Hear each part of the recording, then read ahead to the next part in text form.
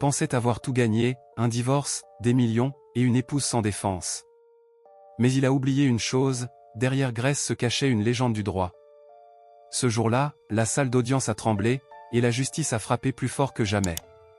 Il était assis dans son costume à $3000, riant avec son avocat hors de prix, un véritable requin du droit, en pointant la chaise vide à côté de sa femme. Case pensait que le divorce était déjà réglé. Il croyait qu'en privant Grace de ses comptes bancaires, elle s'effondrerait. Il avait même dit au juge qu'elle était incapable d'engager un avocat. Mais Case avait oublié un détail crucial sur le passé de Grace, un détail lié à celle qu'il avait mise au monde. Lorsque les portes du tribunal s'ouvrirent et qu'elle entra, le sourire arrogant de Case disparut instantanément. Toute la couleur sembla quitter son monde. L'air dans la salle 304 du Manhattan Civil Courthouse était lourd, mêlant l'odeur du parquet ciré à celle du papier ancien. Pour Case Simmons, cela sentait la victoire. Il ajusta les manches de son costume italien sur mesure, adossé à sa chaise en cuir, jeta un coup d'œil à sa montre vintage, plus chère qu'une voiture moyenne, et laissa échapper un souffle moqueur. « Elle est en retard », murmura-t-il à son voisin. Peut-être avait-elle enfin compris qu'il était plus simple d'abandonner. À ses côtés se trouvait Garrison Ford, senior partner du cabinet Ford, Miller et O'Connell, surnommé dans les cercles juridiques new-yorkais le « boucher de Broadway ». Il ne se contentait pas de gagner des divorces, il écrasait toute opposition jusqu'à ce qu'il ne reste que des miettes. Case, sûr de lui, scruta la salle et aperçut Grace. Elle paraissait plus petite qu'il ne s'en souvenait. Une simple robe gris charbon, ses mains jointes sur la table en chêne, doigts crispés, mais aucun dossier, aucun assistant, rien que sa présence droite et déterminée face au banc vide du juge. Case rit, assez fort pour que les spectateurs l'entendent. Pathétique. On dirait un cerf face à un camion. Garrison, cependant, resta concentré. Le juge Henderson était strict sur le protocole. « Concentrons-nous et finissons vite, j'ai un déjeuner à 13h, murmura-t-il. Case répondit, sûr de sa victoire, à 13h, je serai libre, et elle cherchera un petit appartement dans le Queens. Le huissier, un homme massif nommé Kowalski, annonça d'une voix forte, tout le monde se lève, l'honorable juge Lawrence P. Henderson préside. La salle s'agenouilla et le juge entra, ses robes noires flottant derrière lui. Il prit place, ajusta ses lunettes et fixa les parties. « Asseyez-vous » ordonna-t-il. Après quelques échanges sur la procédure, le juge se tourna vers Grace, seul à la table de la défense. « Vous attendez un avocat » demanda-t-il. Grace répondit doucement, « Oui, votre honneur, elle devrait arriver d'ici quelques minutes. » Case la coupa, moqueur, insinuant qu'elle n'avait aucune chance. Le juge frappa de son marteau, « Un autre écart et je vous tiendrai en outrage au tribunal. » Case, confiant, continua de la rabaisser, mais la situation changea radicalement lorsqu'une femme imposante entra par les doubles portes du fond. Pas un avocat quelconque, ni un défenseur public dépassé. Une femme au costume blanc, cheveux argentés impeccables, yeux glaciales. Derrière elle, 3 jeunes associés suivaient, portant des serviettes en cuir, formant une sorte d'escorte impressionnante. La femme s'avança, calmement mais avec une autorité indéniable. Elle posa sa carte professionnelle sur le bureau du sténographe et annonça « Catherine Bennett, associée principale du cabinet Bennett Crown et Sterling de Washington D.C. Je représente maintenant la défenderesse. Je suis également sa mère. » Le silence qui suivit était total, comme après une explosion. Case cligna des yeux, incapable de comprendre.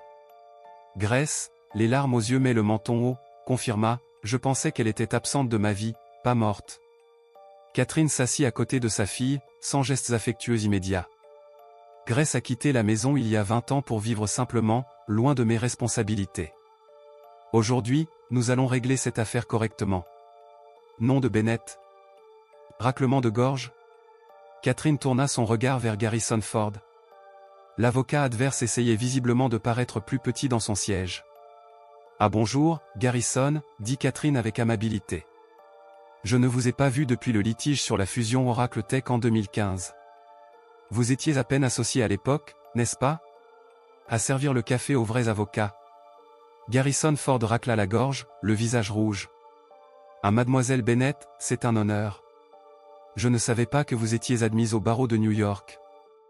Je le suis également en Californie, à D.C., et devant la Cour internationale de justice à La Haye, répondit-elle, sans quitter des yeux son interlocuteur. Je m'occupe généralement de droit constitutionnel et de fusion d'entreprises de plusieurs milliards. Mais lorsque ma fille m'a appelé en pleurs, me racontant qu'un cadre moyen au complexe de Napoléon la harcelait, j'ai décidé de faire une exception. Objection, cria Case en se levant, visiblement paniqué. Attaque personnelle. Qui se prend elle pour? Asseyez-vous, monsieur Simmons, ordonna le juge Henderson. Tout le monde dans la salle savait qui était Catherine Bennett. On la surnommait le marteau de justice. Elle avait plaidé 14 affaires devant la Cour suprême des États-Unis et remporté 12. C'était une légende.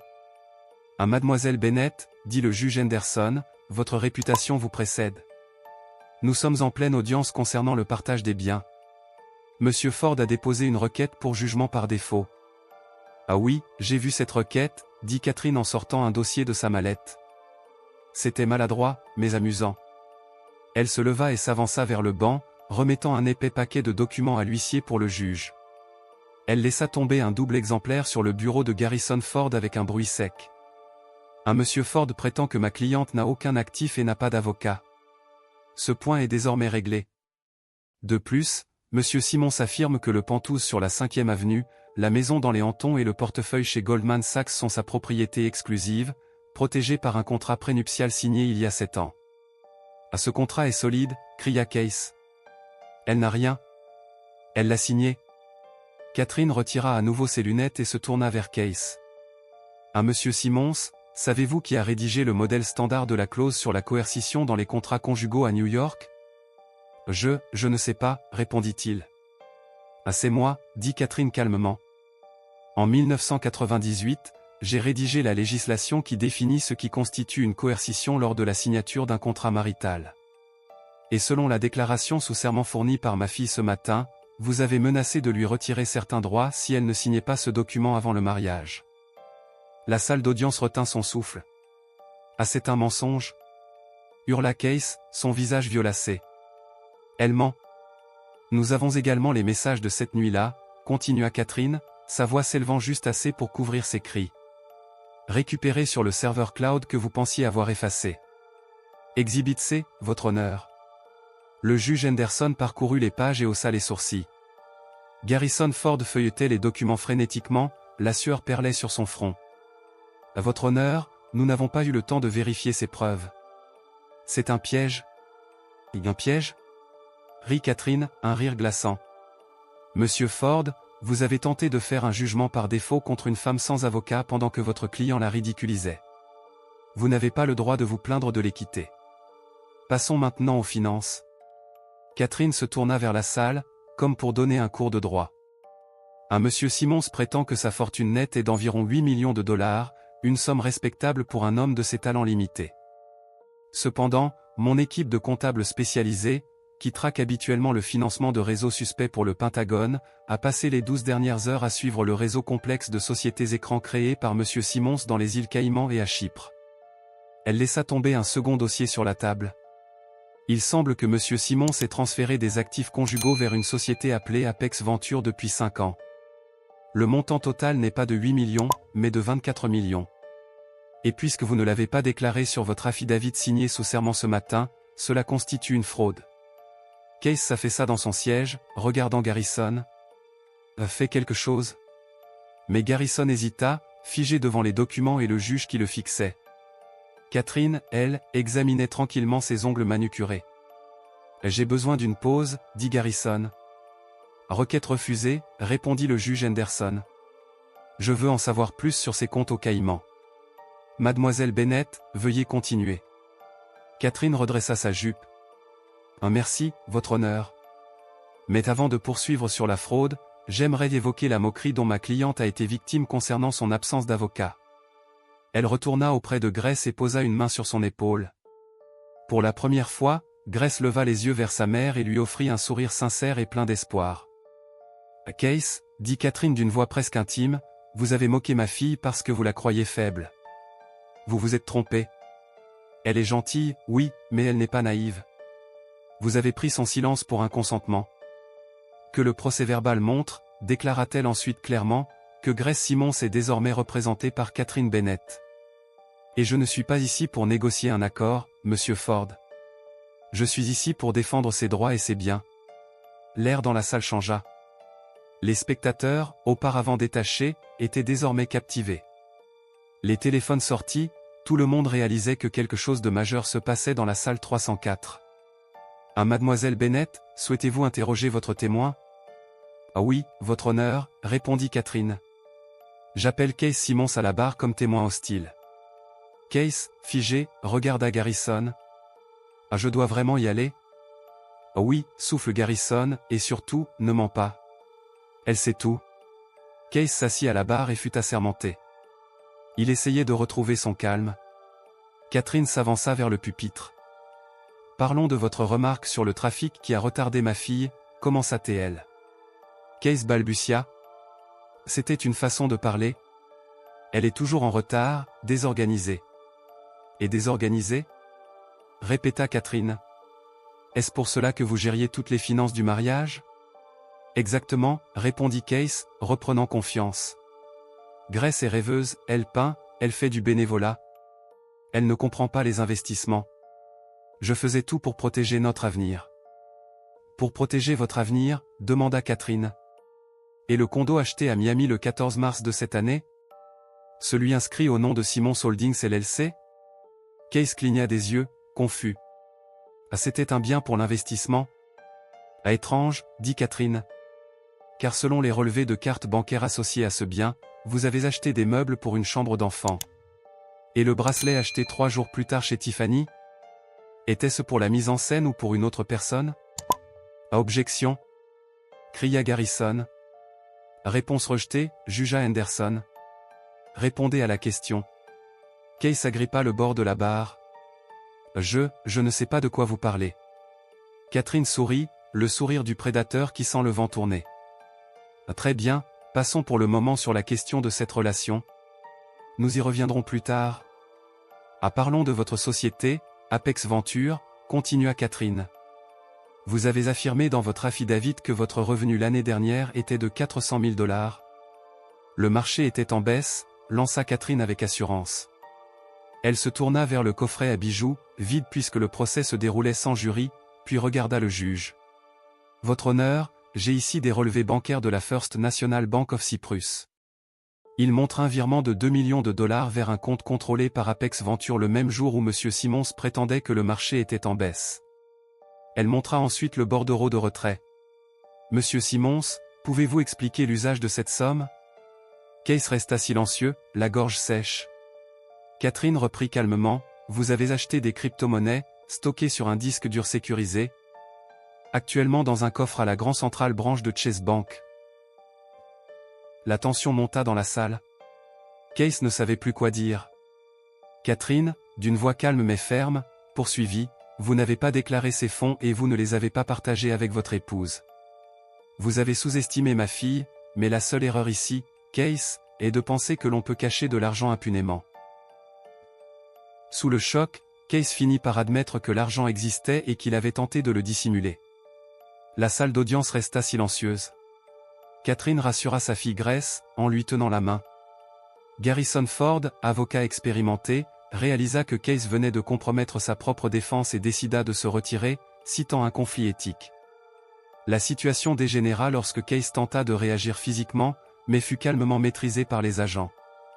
Catherine continua de présenter des témoins, révélant des preuves importantes sur le comportement de Case, ce qui permit à Grace de se sentir protégée et soutenue.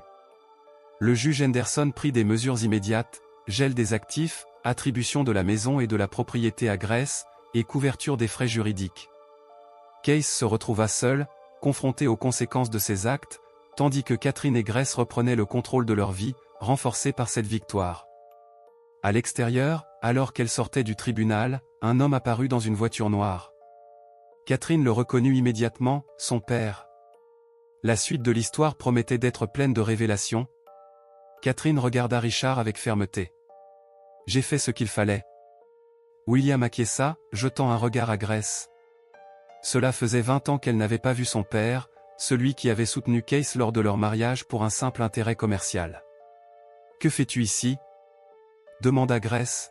« Je suis là parce que Case Simmons me doit beaucoup d'argent. » J'ai entendu dire que vous avez récupéré tout ce qu'il possédait. William n'était pas là pour sa fille, mais pour son investissement. Catherine se plaça entre eux, il ne te doit rien. La dette de Case est son problème. William sortit un document de sa veste. Case avait mis son pantouse de Fifth Avenue en garantie pour un prêt privé. S'il fait défaut, cet appartement m'appartient. Grace sentit le sol se dérober sous ses pieds. Mais Catherine, avec un sourire déterminé, révéla que la signature de Grace sur le document avait été falsifiée et que la propriété était protégée par un trust familial. William comprit qu'il avait été dupé. Catherine exigea que l'appartement reste à Grace et que William s'excuse. Il céda enfin. Quelques mois plus tard, l'exposition artistique de Grace à Chelsea était un succès. Ses tableaux se vendaient tous, et Catherine, fière, regardait sa fille accomplie. Case Simmons, quant à lui, avait été condamné pour fraude et perte de ses biens. Grace avait non seulement récupéré sa liberté et son art, mais aussi sa dignité. La force et la résilience d'une mère et d'une fille avaient triomphé, et la leçon était claire, la persévérance et la justice finissent toujours par l'emporter. Après le succès triomphal de Grace à Chelsea, la vie semblait enfin reprendre un rythme normal. Catherine, fidèle à sa réputation, continuait de veiller sur sa fille, mais la tranquillité n'était qu'illusoire. Le monde de l'art et de la finance new-yorkaise est un océan rempli de requins, et Case Simmons, humilié mais obstiné, n'avait pas encore terminé sa vendetta. Les premières lueurs de l'aube pénétraient les vitres du loft de Grace. Les tableaux étaient accrochés avec soin, les cadres en bois poli reflétant la lumière du matin. Grace préparait son café lorsque son téléphone vibra. Un numéro inconnu s'afficha. « Ah bonjour, Grace Simmons » dit une voix grave et métallique. « Ah oui, qui est à l'appareil ? Appelez-moi simplement Apex. Nous savons ce que vous avez fait à Case Simmons. Vous devriez réfléchir à vos prochaines décisions. » Grace sentit un frisson lui parcourir l'échine. Cette voix n'était pas un simple téléphone harcelant, c'était une menace calculée. Elle appela sa mère immédiatement. « Un maman, quelqu'un connaît notre victoire » murmura Grace. Catherine, assise dans son bureau du cabinet, leva les yeux de ses dossiers. « Très bien, ma fille. Nous allons enquêter.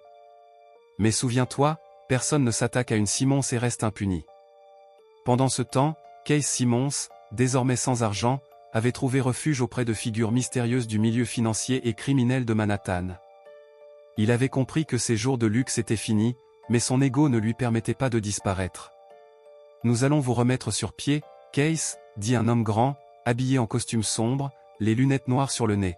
« Nous avons besoin de quelqu'un avec vos contacts. » « Et si je refuse ? » Refuser n'est pas une option. Vous devez payer vos dettes, et la seule manière est de jouer notre jeu. De son côté, Catherine avait commencé à traquer les mouvements financiers suspects dans le réseau d'Apex Venture.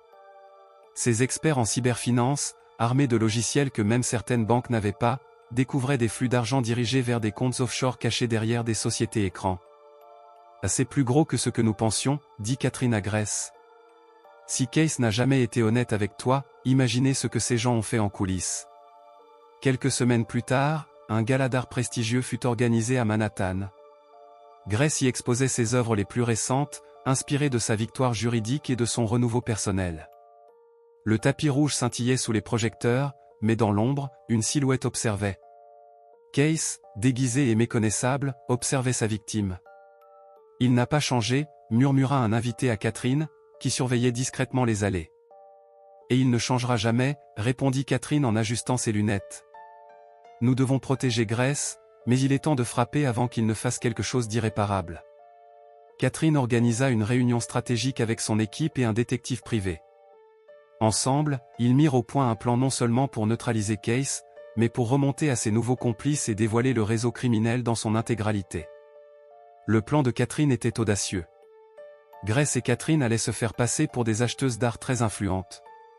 Case, pensant manipuler Grace, tomberait dans un piège qu'il ne pourrait jamais deviner.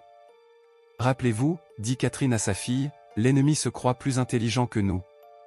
Mais la vérité a toujours un moyen de sortir. » Les semaines suivantes, Grace se transforma. Elle apprit à comprendre les subtilités des marchés de l'art, à interagir avec des investisseurs et des collectionneurs. Mais surtout, elle devint capable de reconnaître les intentions de chacun, le vrai visage derrière les sourires fins. Le soir du rendez-vous, Case, persuadé d'avoir trouvé une faille dans la protection de Grace, arriva dans un penthouse luxueux, où Catherine avait orchestré toute la mise en scène. Des caméras cachées, des détecteurs, des témoins silencieux, tout était prêt. Je savais que tu ne résisterais pas, dit Case en voyant Grace seule dans la salle, avec un léger sourire. Je ne suis jamais seul, Case, répondit Grace calmement. Catherine, cachée dans la pièce voisine, lança l'opération. Les agents et détectives privés encerclèrent le penthouse. Case, pris de panique, tenta de fuir, mais chaque sortie était bloquée par des portes sécurisées. Son téléphone fut saisi, tous ses contacts et transactions furent immédiatement transmis aux autorités. À Case Simmons, dit Catherine en entrant enfin, tu as sous-estimé ma fille et ta propre impunité. Il est temps de payer pour toutes tes manigances. L'arrestation de Case fit la une des journaux new-yorkais. Sa fortune disparut, ses complices furent identifiés, et Apex Venture fut démantelé par les autorités. Grace, libérée de toute menace, put enfin se concentrer sur son art et sa vie personnelle. Mais le plus surprenant fut la réconciliation familiale. Grâce à la force de Catherine et à l'indépendance de Grace, les Bennett se rapprochèrent. William, autrefois intéressé par l'argent de Case, reconnut finalement les erreurs du passé et commença à soutenir la carrière artistique de Grace, cette fois de manière authentique. « Tu as changé beaucoup de choses, Grace, dit William en observant l'une de ses œuvres. Mais la plus grande victoire, c'est celle de ton esprit. » Catherine, fière, murmura à sa fille. « Tu n'as pas seulement gagné un procès, ma fille. Tu as appris que la force ne réside pas seulement dans l'argent ou le pouvoir, mais dans la vérité et la résilience. » Grace sourit, contemplant ses tableaux exposés, symbole d'une renaissance personnelle. Le monde n'était plus un champ de bataille juridique, mais une scène où elle pouvait briller à sa manière. Et à travers tout cela, mère et fille avaient compris que le vrai triomphe n'est pas de vaincre ses ennemis, mais de protéger ce qui est précieux et de rester fidèle à soi-même.